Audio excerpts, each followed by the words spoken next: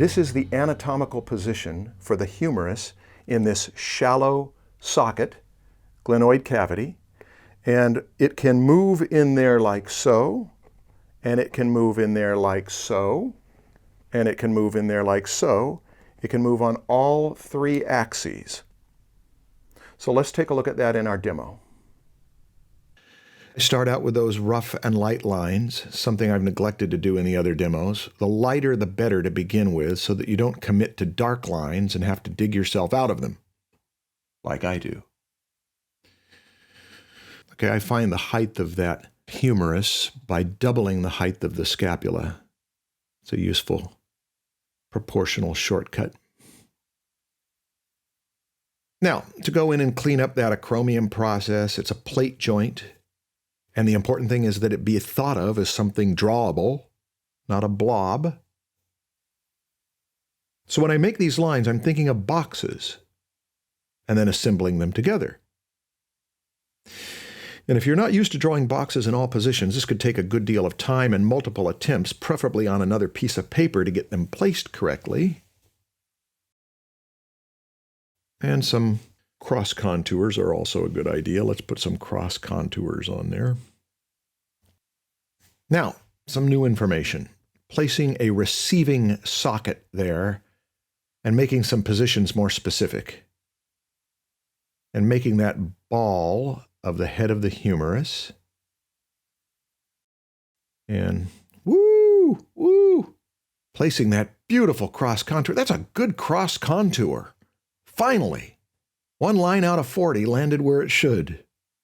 Convex ball, concave socket with the cross contour curving the opposite way.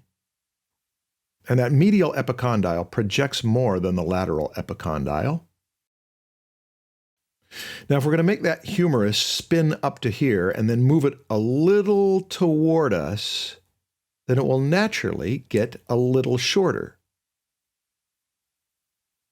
Get that shaft of the humerus in there. Now that cross contour will be curved. Not a great deal, because it's only slightly foreshortened.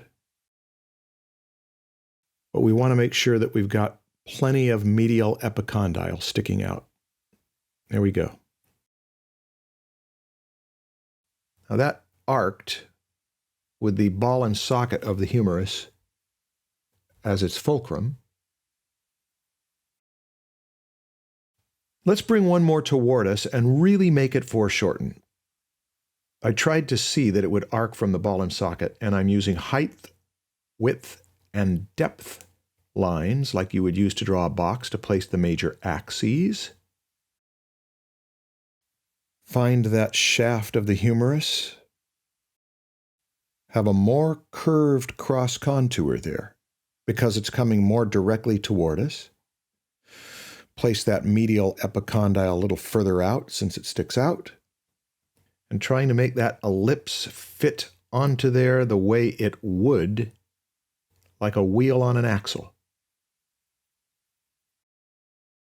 Here is the most challenging part about this. It is drawing that sphere in any position with cross contours.